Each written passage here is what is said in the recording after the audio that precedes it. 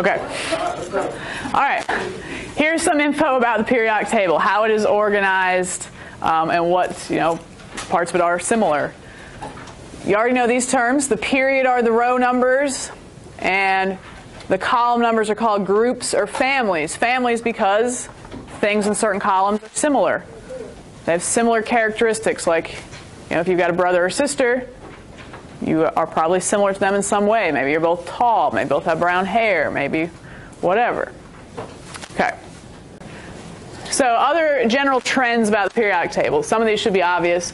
The atomic number increases to the right and down. So our largest element would be sort of that man-made one, 118 at the bottom right. Same with mass. It increases to the right and down. Now this is a trend, which means every once in a while that rule is broken.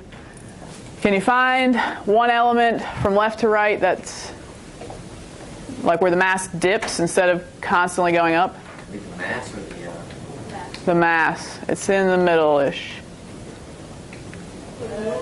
Mass is getting, bigger, bigger, bigger, bigger, bigger, bigger, bigger, bigger, bigger.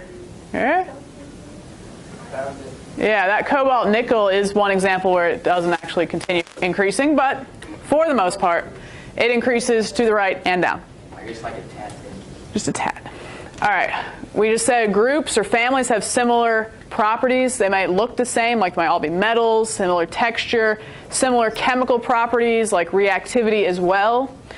So things in column 1 would react in the same way with other elements. And some of the properties can be predicted based on where they are in the periodic table. Energy levels equals the period number. We talked about that.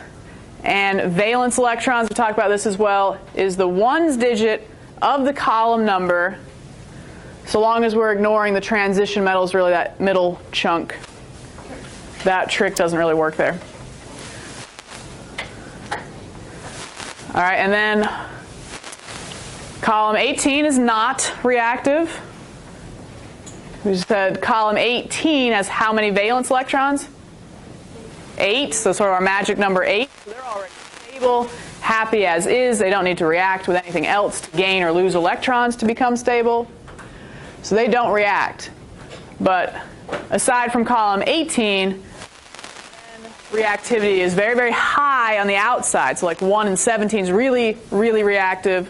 Then inside 2 and 16 are also pretty reactive, and so on and so forth. So 1 and 17 are the most reactive groups, and 2 and 16 the next most. And then 9 is the least most. Well, the middle section is kind of fuzzy on that. I'm not going to necessarily say that, but it's not nearly as reactive as 1 and 2. All right, quick little quiz sort of on these. What elements in period 3, column 2?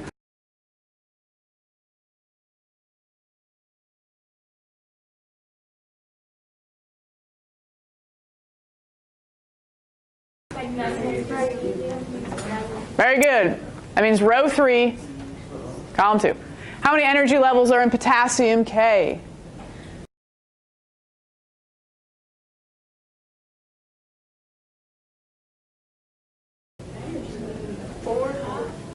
4, because it's in period 4. Oh, okay. All right, which element's more massive? Sulfur, chlorine, oxygen, fluorine, which is this little box right here.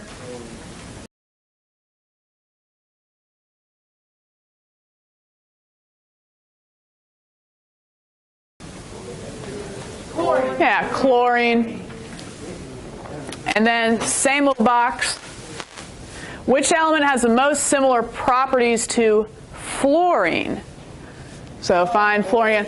Fluorine's here. Is fluorine more similar to sulfur or chlorine?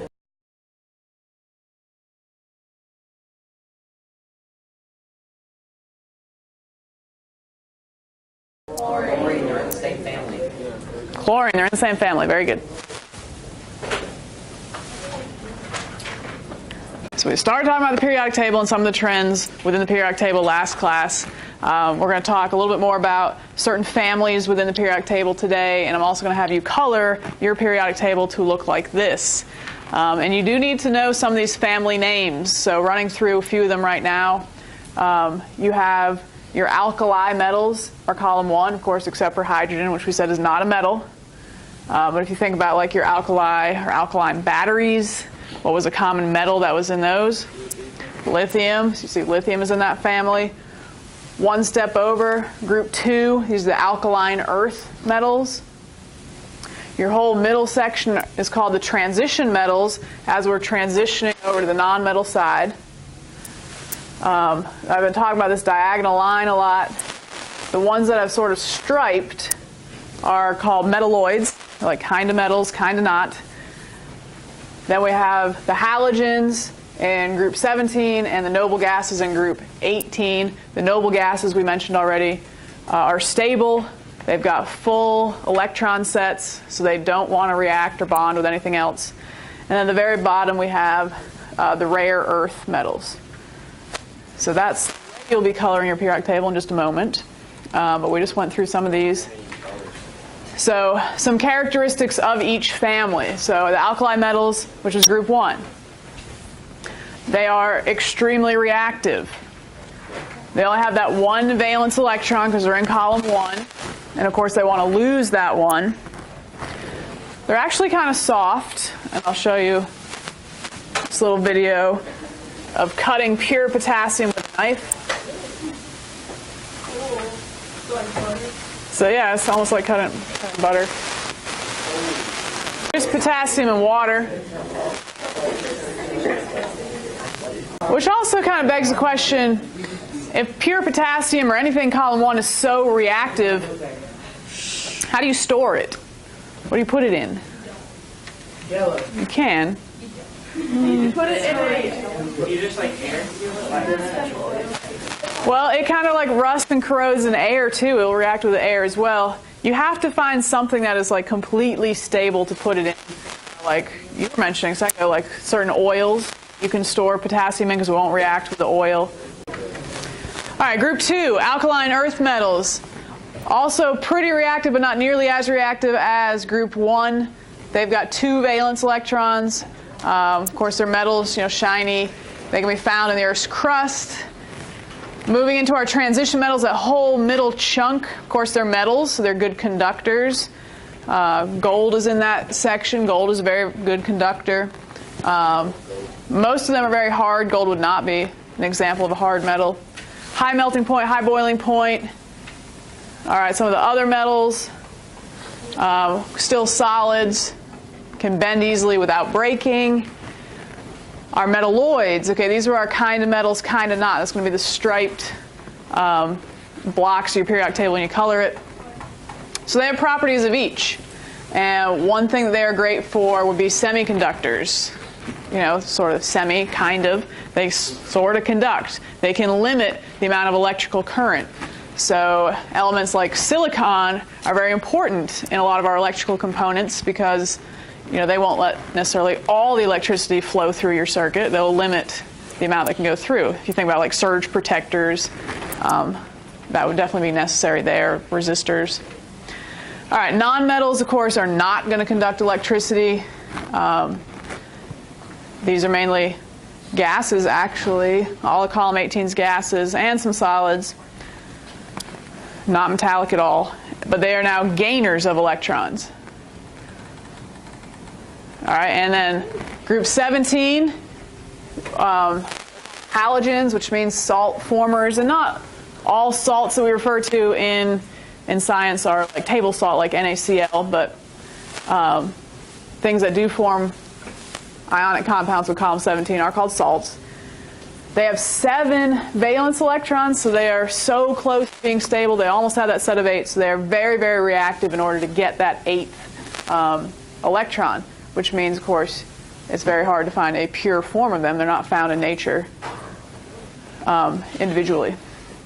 Your rare earth elements at the bottom, quite a few of them are synthetic or manufactured, made with a little particle collider. They are metals, though. They do conduct electricity. And last but not least are noble gases, which is our one and only stable family. They will not react. All right, the lab we'll do on the 19th will be the flame test and also the brass penny. We saw already like the green pumpkin flame. All right, well, interestingly, certain elements, when provided energy, either through like electricity or heat by burning it, will gain energy, but then they'll give that energy right back.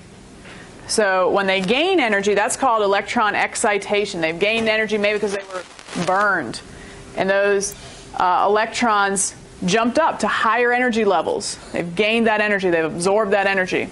But they give it right back as emission of light, and they fall back to their original levels, but instead of giving the energy back as the form in which they took it in, like they're not giving back heat energy, or they're not giving back electrical energy, but they're giving back light energy. So different elements, specifically metals, will burn different colors, and you'll get to see some of those besides just the green. Copper was another example of green.